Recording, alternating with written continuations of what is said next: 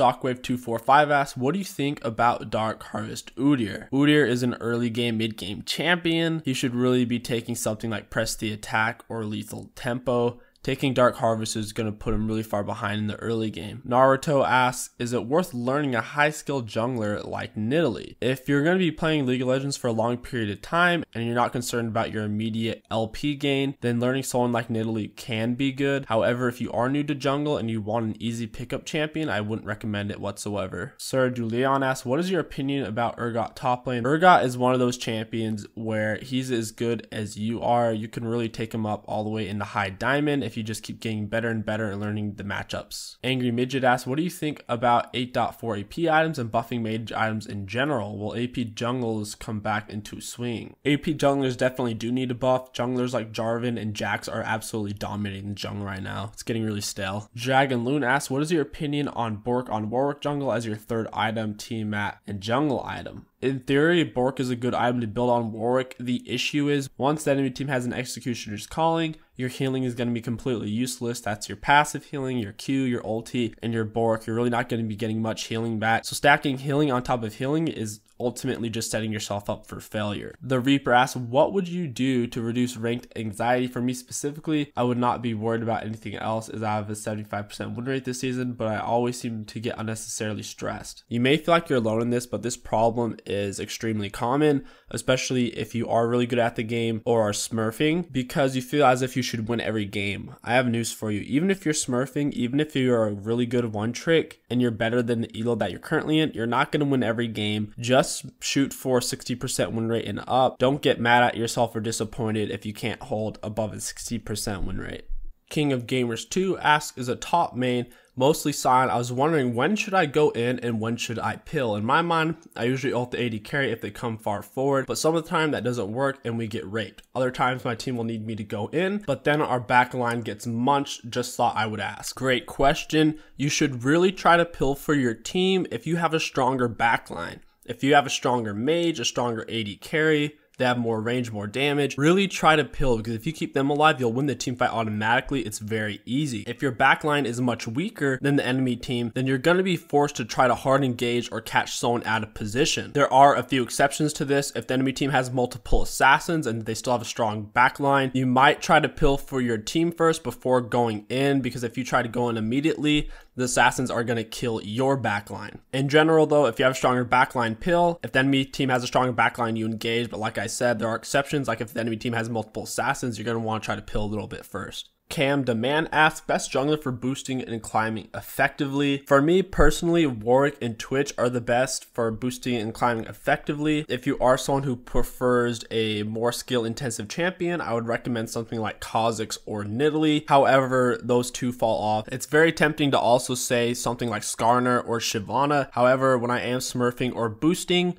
and I go on like a 8-9 game win streak, whatever, it'll start putting me against people who are winning 8-9 games. So I'm going up against another booster or another smurf. And if they pick something like Skarner or Shyvana, 9 out of 10 times they lose, because I'm going to kill their laners while they're farming. And I'm going to get myself and my laner such a lead that it doesn't matter if they have double my CS. John asks, how do you close a game with an assassin? Closing a game on an assassin is very important. Typically after the game goes 35 minutes, winning becomes exponentially harder because assassins don't have the tools in their kit to win late game. They're not the best team fighters. They get CC'd, they die, and yeah, they just don't have what it takes. So pretty much after a gank, try to get a turret, a dragon, or an objective. If you're not getting any of those after getting a kill in the early or mid game, you're probably not going to be able to close the game late game. It's all about snowballing your lead and trying to take as much as possible, because if you just get a kill and then go back in your jungle and farm, you're not going to close out the game. Nightbot asks, what are your thoughts on Kayn jungle? I'm currently in silver. I wouldn't say Kayn is pick or ban. I would say that'd be something more like a Shyvana, Skarner, or Jarvan. However, Kayn counters squishy enemy junglers really hard. If the enemy jungler picks anything really squishy, Kayn can tear them up. Just go blue Kayn. You can kill them with one auto attack ultimate or one Q ultimate. Just really any kind of attack, and then your ulti, they'll instantly die. There's no real counterplay. I know one of my worst fears is playing against Kayn as a Twitch. Unless the Kayn is bad and doesn't understand what he's doing, it makes it very difficult for me.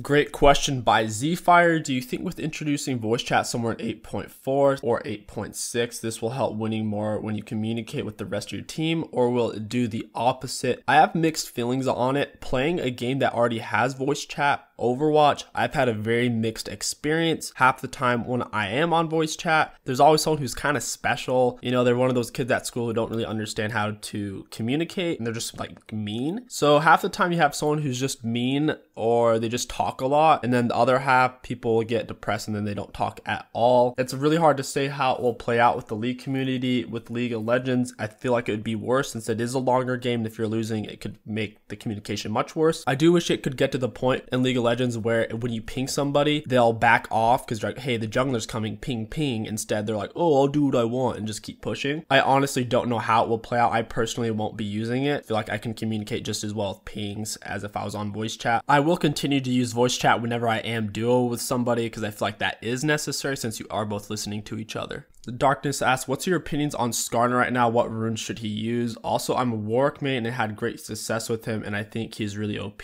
Also, I keep asking myself, why is he not getting nerfed? What do you think? Skarner is really strong right now. He's pick or ban in higher elo. You should be taking Unsealed Spellbook on him. He needs it for his flash and his ghost. That way when he does ulti someone, he can flash ulti them or he can ghost ulti them, make it a lot easier on himself. And I think you're referring to Warwick and why he's not getting nerfed. Warwick is really strong in a solo queue environment. In the professional scene, Warwick will never be good because he needs to be able to snowball, and with the way he works, he doesn't have a really good gap closer like KingStix, so he won't really be viable in professional play, which is why he's not really getting nerfed. But in lower elo, mid elo, and lower high elo, I will think he'll stay a menace. In solo queue, he'll definitely stay strong. Rapto B asks, when does one pick a ganking machine like Zac or Vi? I would consider Vi more of a ganking machine than Zac. However, if you are having trouble deciding between the two, if your team needs a tank, then go Zac. If your team needs damage and your team already has a tank or two, then you can go Vi. Zac is quite a bit stronger than Vi right now though, so in general, I would just pick Zac over Vi. Bia Rock asks, how did you get so much knowledge about the game? I acquired most of my knowledge about League of Legends just simply by playing it. I've been playing it for 5 seasons now. To get even more knowledge, I read through a lot of the LoL wiki, also kept up with a lot of the pro players, what they were doing. I did that more when I was around gold, plat. I don't really pay attention to the pro scene at all anymore. Once I reached diamond, I didn't feel like it was that useful to me personally since I play solo queue and I don't really have any intentions of going pro or think I could go pro. So I don't really feel like there's any point in me paying attention to the pros. Just paying attention to what's OP is all you really need to do in solo queue. If you are interested in boosting your own self-knowledge about the game, I would highly recommend going through the LoL wiki and like reading about things like dragons, turrets, how they interact, things like that. Odd God asks, what do you think of off-meta junglers such as Zed in general? Off-meta junglers, simply put, are worse junglers than the good ones. So yeah, of course you can play them and have fun with them in normals, but if your intention is to climb the ranked solo queue ladder, then I would recommend just playing what's strong. Like of course, if you're smurfing, you could make Zed jungle work and probably win a lot of your games. If you're playing at an elo where you are being challenged, picking something like Zed jungle is just going to put you in a bad spot. Peter asks, what should I build on Warwick after Titanic Hydra and Triforce? Because I remember you said he scales more with damage than tank. Warwick changes a lot with the patches. I've never really ever built Trinity Force on Warwick. I only ever do it when I do split pushing Warwick, and that's on very rare occasions. So I don't recommend building Triforce, it's too expensive. Typically for a third item on Warwick, I like to get something that makes me tanky and gives me a little bit of damage. Something like a Dead Man's Plate or maybe a Thorn Mail. Kevin Lal asks, what do you think about KingStix in low elo, mid plat? KingStix is a monster if you know what you're doing. If you're new to jungle, it'll take you a while to pick him up. He can definitely demolish solo queue though. DeSoul asks, what is your opinion on attack speed Twisted Fate jungle? Attack speed Twisted Fate jungle was never amazing, but it did have a special place in season 7 when tank meta dominated because he could go Rage Blade, get his Blood Razor, and melt pretty much everything, go straight through tanks, and he'd have a stun card so he could kind of self-pill. Right now, things like Jarvan, Jax, KingStix, Kayn are extremely powerful, and if you pick something like Twisted Fate, they'll simply one-shot you. Jax can completely block your E, Jarvan's dash will keep going even if you stun him, KingStix and Kayn can one-shot you regardless, which is why you don't see attack speed Twisted Fate anymore. PCG Grizzly Bear asks, any idea how to keep interested in League of Legends? If you're getting bored with League of Legends, there's no reason why you have to play it, but if you want to try to spice it up, play a different champion, play a different role is the main thing. There's so many choices out there that if you're getting bored with the game, it probably means you're getting bored with a very specific role or a champion. When you do this, I would recommend playing on a Smurf account or a brand new account. That way, as you're trying these new things, you won't be getting smashed because you won't be playing against people who are as good as you. Lugan asks, if the buff nerf of press the attack comes out, will you switch back to lethal tempo on Warwick or keep press the attack? If press the attack gets nerfed, I'll definitely switch back to lethal tempo. I still currently am using lethal tempo a decent amount. If it does get buffed, I'll probably continue to use it the majority of the time. Nigel the Fish asks, are tank junglers the best way to carry low elo games? If you're new to jungle, I would highly recommend them. If you've been doing jungle for a long time, they're probably not the best way to carry, but they're a very safe pick. Weaker then asks, what do you think of Master Yi? I've talked about this before, but Master Yi isn't very good of a jungler. He's too easy to abuse in his first couple of clears by way too many junglers right now. I have seen Master Yi have some good success in the mid lane by rushing Duskblade, going lethality, and then getting an infinity edge. It's a kind of weird though. Patrick G asks, how many tanks, AP, and AD should a team have? In general, you want to have at least one of each. If your team is all AD with tanks, then the enemy team can just stack armor and beat you. If you're all AP, then the enemy team can stack MR and beat you. If you don't have a tank, then the enemy team can easily dive on to you, and there's no way for you to really get them off of you or to survive their burst. So in general, try to have at least one AD character, so an AD carry, one AP, a mid laner who's a mage, a jungler who's a mage, or top laner who's a mage, and then finally having at least one tank on your team. That way, whenever the enemy assassin or burster goes in, your tank can soak up the damage and CC them. Serial asks, I'm Hearthstuck Silver Gold for 6 years now. I play all day. I have over 9,000 games. What should I do to play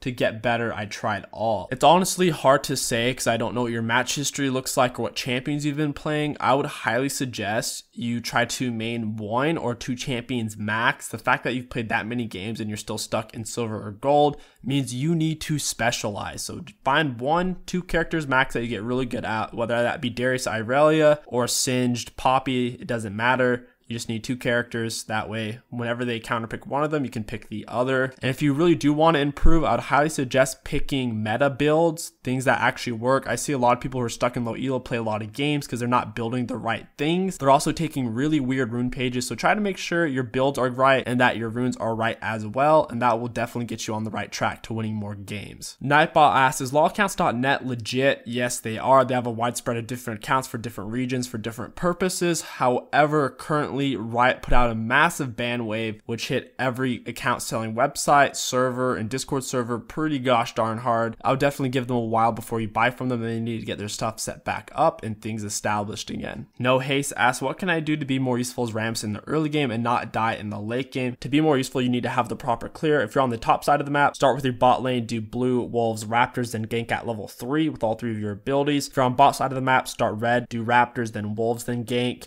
The problem is if you do both buffs, then you'll lose too much HP and it's harder for you to gank and you're more likely to die. When you gank, try to come up behind the enemies with your Q, run into them, auto attack, taunt, W, free low baby. In the late game, try to fight with your team. Don't just try to tank because you're tanky, that's how you die. Do your best to peel or catch somebody out of position as long as your team is there to back you up. Kian asks, how do I counter Vayne? The best way to counter her is having an AD carry who has longer range than her, someone like Tristana or Jinx. Also having a mid laner that can poke her down with long range, someone like a Zerath or Lux is also good. If the enemy team does pick Jinx, avoid picking heavy tank armor junglers because she'll just rip you apart. Kevin Law asks, how do I get rid of my greedy and super aggressive playstyle? I literally forgot I'm losing sometimes in counter jungle invade. How do I tame this playstyle? The best way to do it is constantly stare at your minimap in between camps or while farming. You'll be able to see who is where on the minimap in reference to your teammates and the enemy team.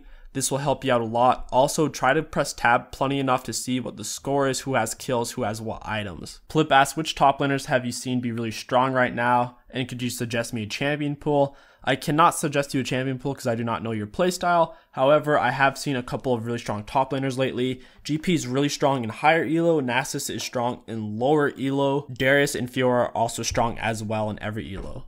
Jarvin Kata asks, why challengers play Nidalee? Nidalee is a really good abusive early game jungler. She's very strong at what she does. She can get red buff, auto attack you down, and then force you to run in a straight line and hit you with her spear, finishing you off. Extremely abusive. And in the late game, she goes more supporty with a Chalice Ardent, and she can pill for her AD carry. So if she has a really strong late game AD carry like Jinx or Tristana, she's a great pick, assuming her top laner went tank, because she'll still need a tank on her team. In lower elo though, she's not so great because her kit is hard to use. I'm dead ass. What do you think is the hardest champion in the game? Objectively, I think the hardest champion in the game would be Zed, Yasuo, or Orianna. I feel like all their kits are fairly difficult to use. Min asked, you always say you main support in jungle, but there's hardly any support content on your channel. Will you ever make a support guide? I'm hesitant to make support videos in general because support is very boring to watch. Also, commentating over it is very difficult because there's a lot of standing around and moving back and forth for control. It's just honestly hard to commentate over. It'd be like being a commentator of a chess match almost. There's not a whole lot to say and there'd be a whole lot of pauses.